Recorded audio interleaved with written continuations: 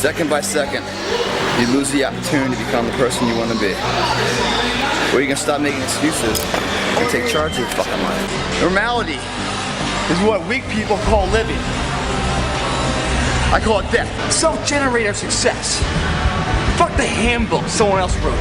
It's your life, your book. Getting out of bed, coming here in the morning, going for it when everyone else is sleeping.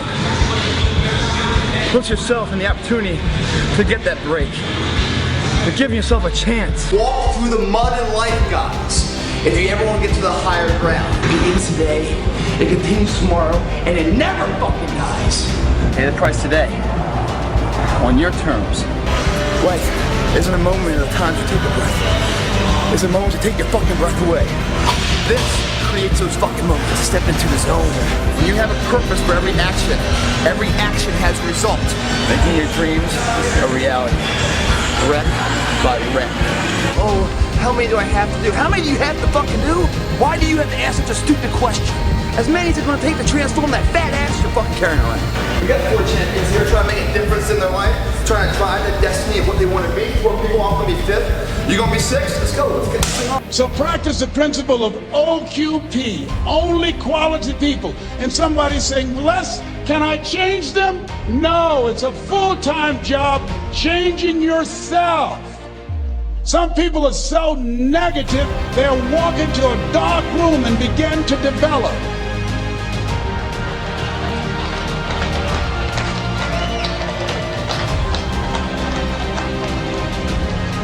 My family members and friends call me crazy for going to seminars, spending money on books and tapes and going to seminars. When are you going to stop going? I said, when I die. That's when I'll stop. When does a man or woman die? When their dreams die. When do we die? When we stop developing ourselves. Expanding our minds, challenging ourselves, raising the bar on ourselves. The best thinking that I had at that point in my life, it produced this life that I have. I need some help. I'm where Einstein was. He said the thinking that has brought me this far has created some problems that this thinking can't solve. I applaud you for investing in yourself, for coming here, flying thousands of miles, investing money in yourself. I can tell you, based upon my own experience, you have something special. You have greatness within you. What you're doing is different. You represent only 2% of the planet. One great American said, I choose not to be a common man. It's my right to be uncommon if I can. I seek opportunity, not security. I do not wish to be a kept citizen, humbled and dulled by having the state look after me. I want to take the calculated risk, to dream and to build, to fail and to succeed. I refuse to live from hand to mouth. I prefer the challenges of life to the guaranteed existence, the thrill of fulfillment to the still calm of utopia. I will never cower before the master, nor bend to any threat. It's my heritage to stand erect, proud and unafraid, to face the world boldly and say, this I have done. That's what it means to be a part of peak potentials. Your unquenching desire, an uncommon desire to manifest your greatness. Boom! Birth of a new you. That's fucking living. No regrets, no wonders, what if? We have enough information to conclude that it's possible to design and live an extraordinary life. I hope you will give that little phrase some consideration, and here's what's next. I hope you buy the idea that from testimonials and personal experience, we have enough information to conclude that it's possible to design and live an extraordinary life. And what I want this weekend to be for you is the gathering of more ways and means to design and live for you an extraordinary life. I don't know how far you want to go. Here's the first essence of life, and that is self-preservation. To produce enough to take care of yourself. The instructions given right to the couple that left the Garden of Eden. One was to multiply. It's a lonely place with only 2 people. But here were the next instructions, to be fruitful. How fruitful, how productive should one be? And here's number 1, To produce enough to survive. To produce enough to take care of yourself. And self-care is important. The flight attendant says if for some reason we run out of oxygen, these oxygen masks will fall from the ceiling, and if you have children with you, quickly take care of them, then take care of yourself. No. No. No. They say what? Put your mask on first. Put your mask on first. See to your survival first. Then you'll be more capable of taking care of the survival of your children. Don't talk in here. Perform in here. When you perform in here, when you go up there, you don't need to talk, do you? You better welcome the pain if you ever want to say hello to the growth. Every success in life, guys, is masked by temporary pain. Everything in life that's worthwhile. Every prison you want to unwrap and you want to get in the inside of that present to get it. Because you want that present so bad. Every present that's worthwhile to you in life is wrapped in pain. I keep going until that pain says hello to me. I don't say goodbye until the pain says hello. That's a good set. 1 hour pain produces a lifetime of pride. Don't cheat the system. All you're doing is cheating your life. It's called the pump, people. You gotta experience it.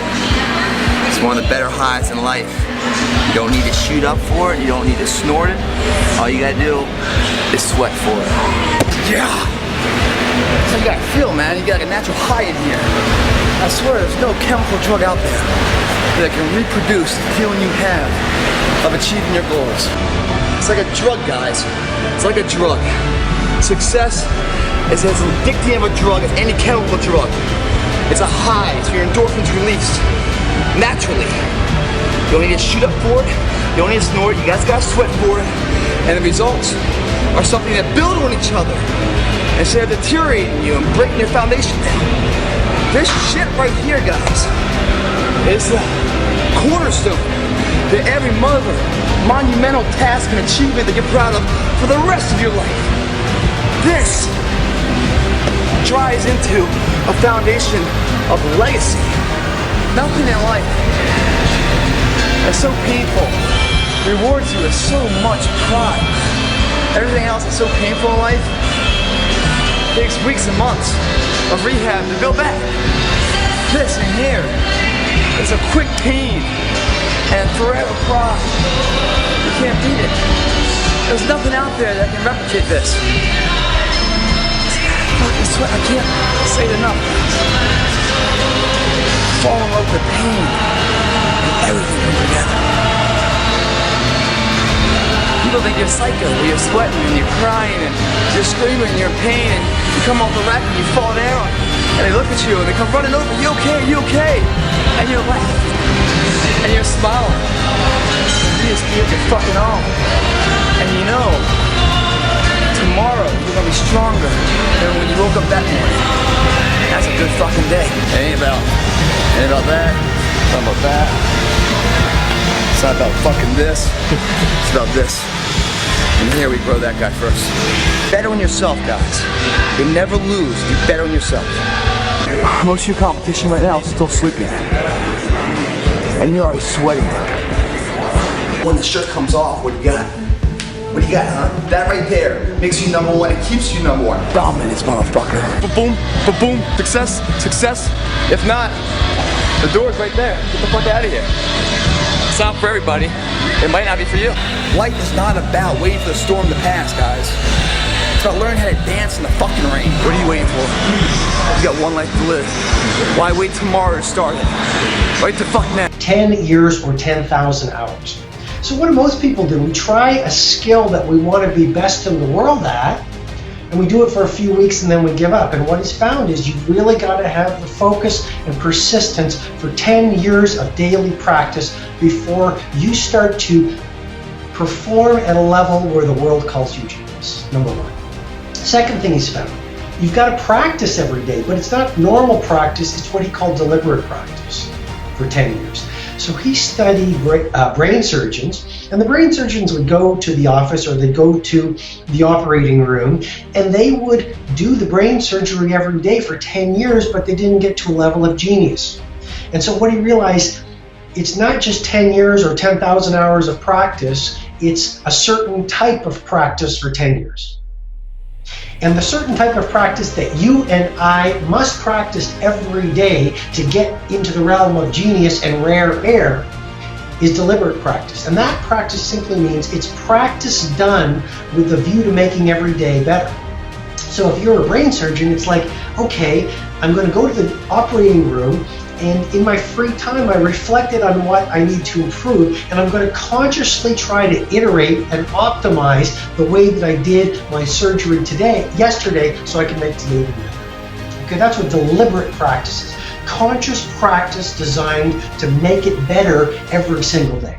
And then the third thing that Anders Ericsson has found when it comes to studying exceptional performance, almost every great performer, whether it's in sciences or sports or business or life, they were in talent hubs. They were surrounded by other people who were also wanted to be the best pianist or the best chess player or the best skier or the best entrepreneur, like Silicon Valley. So he's called these talent hubs, which really speaks to the importance of surrounding yourself with people whose lives you want to be living, and picking your associations really, really carefully. Okay, so the first idea in terms of the first principles, genius is not about genetics, it's about the things I'm talking about: practice, deliberate practice, 10,000 hours, surrounding yourself with great people.